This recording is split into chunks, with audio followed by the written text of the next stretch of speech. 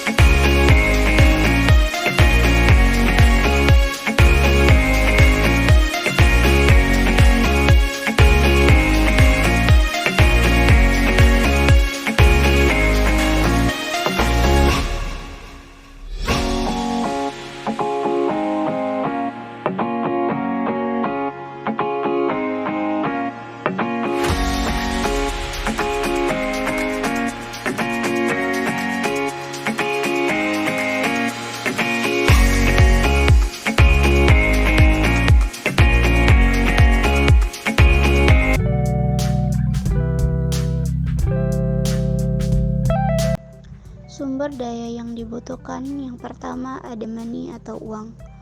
Uang merupakan unsur yang paling penting untuk mencapai tujuan karena segala sesuatu diperhitungkan secara rasional. Hal ini berhubungan dengan jumlah uang yang harus disediakan untuk membiayai gaji tenaga kerja, alat-alat yang dibutuhkan, dan yang harus dibeli. Uang juga sebagai modal yang harus digunakan dalam membuat suatu produk. Dalam usaha ini, modal yang dibutuhkan sebesar Rp43.000. Yang kedua ada main atau manusia. Dalam pendekatan ekonomi, sumber daya manusia adalah salah satu faktor produksi selain tanah, modal, dan keterampilan. Manusia merupakan unsur manajemen yang paling penting dalam mencapai tujuan perusahaan. Yang ketiga ada material atau bahan baku. Seseorang produksi berusaha untuk memperoleh bahan mentah dengan harga yang paling murah, serta menggunakan cara pengangkutan yang murah dan aman. Bahan-bahan yang digunakan dalam usaha meliputi tusuk sate, lem tembak, sedotan, stik es krim, manik-manik, renda, kertas origami, gunting, tang, tembakan lem, dan penggaris. Yang keempat ada mesin atau mesin.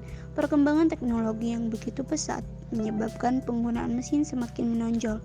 Hal ini karena banyak mesin-mesin baru yang ditemukan oleh para ahli, sehingga kemungkinan peningkatannya dalam produksi. Yang kelima ada metode atau metode. Metode kerja sangat dibutuhkan agar mekanisme kerja berjalan efektif dan efisien. Metode kerja yang sesuai dengan kebutuhan organisasi, baik yang menyangkut proses produksi maupun administrasi, memerlukan waktu yang sangat lama. Dalam pembuatan suatu band ini dilakukan secara manual dengan menggunakan tangan. Yang keenam ada market atau pasar. Penguasaan pasar dalam arti menyebarkan hasil produksi merupakan faktor yang menguntungkan dalam perusahaan.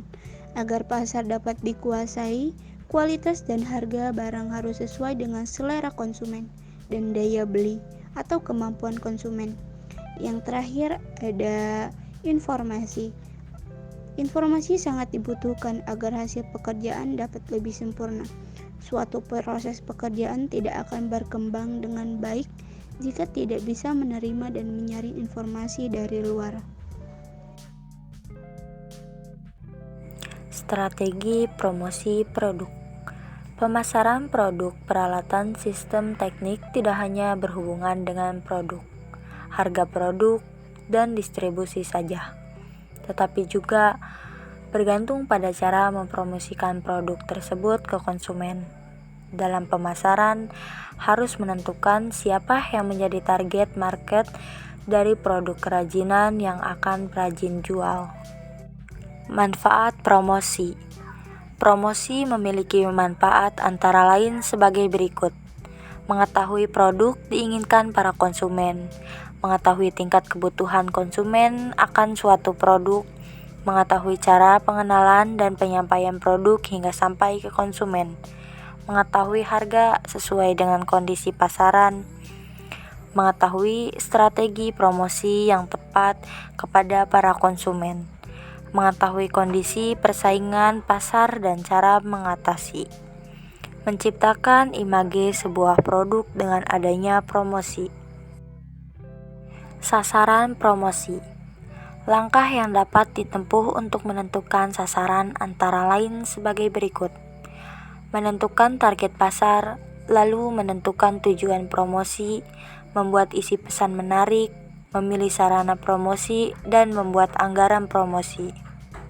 Analisis SWOT adalah suatu bentuk analisis di dalam manajemen perusahaan atau di dalam organisasi yang secara sistematis dapat membantu dalam usaha penyusunan suatu rencana yang matang untuk mencapai tujuan, baik itu tujuan jangka pendek maupun jangka panjang. Analisis SWOT ini menempatkan situasi dan juga kondisi sebagai faktor pemasukan, kemudian dikelompokkan menurut kontribusinya masing-masing. Adapun 4 komponen analisis SWOT, yang pertama adalah strength atau kekuatan, yaitu sebuah kondisi yang merupakan kekuatan dari suatu organisasi atau perusahaan pada saat itu. Kemudian yang kedua ada weakness atau kelemahan, yaitu kondisi yang merupakan kelemahan dari suatu organisasi atau perusahaan itu. Yang ketiga ada opportunity atau peluang, yaitu analisis peluang di luar suatu organisasi atau perusahaan dan memberikan peluang berkembang bagi organisasi di masa depan. Kemudian yang keempat ada threat atau hambatan, yaitu sebuah analisis ancaman yang berisi tantangan atau ancaman yang harus dihadapi oleh suatu perusahaan atau organisasi untuk menghadapi berbagai macam faktor lingkungan yang tidak menguntungkan dan pada suatu perusahaan atau organisasi yang menyebabkan kemunduran. BEF adalah alat analisis untuk mengetahui batas nilai produksi atau volume produksi suatu usaha untuk mencapai titik impas. Analisis BEF digunakan untuk mengetahui jangka waktu pengembalian modal atau investasi suatu kegiatan usaha atau sebagai penentu batas pengembalian modal. Harga dari alat dan bahan digunakan sebagai berikut: nama barang tusuk sate, jumlah barang 320, harga 12 perak, jumlah 4.000. Nama barang lem tembak, jumlah 1, harga 1.000, jumlah 1.000. Nama barang sedotan, jumlah barang 100, harga 20 perak, jumlah 2.000. Nama barang stik es krim, jumlah 1, harga 2.000, jumlah 2.000. Nama barang manik-manik, jumlah barang 15, harga 66 perak, jumlah 1.000. Nama barang renda, jumlah barang 1 meter, harga 2.000, jumlah 2.000. Nama barang kertas origami, jumlah barang 6, harga 166 perak. jumlah 1.000. Harga barang gunting jumlah barang 1, harga 7.000, jumlah 7.000. Nama barang tang jumlah barang 1, harga 9.000, jumlah 9.000. Nama barang tembakan lem jumlah barang 1, harga 12.000, jumlah 12.000. Nama barang penggaris jumlah barang 1, harga 2.000, jumlah 2.000. Total keseluruhan alat dan bahan adalah 43.000. Diasumsikan dalam 1 bulan memproduksi 6 tempat pensil. Per tempat pensil dijual dengan harga 47.000. Maka perhitungannya adalah sebagai berikut. Penjualan tempat pensil 6 kali 47.000 sama dengan 282.000. Biaya 4 tempat pensil adalah 6 kali 43.000 sama dengan 258.000. Laba 282.000 diambil 258.000 sama dengan 24.000.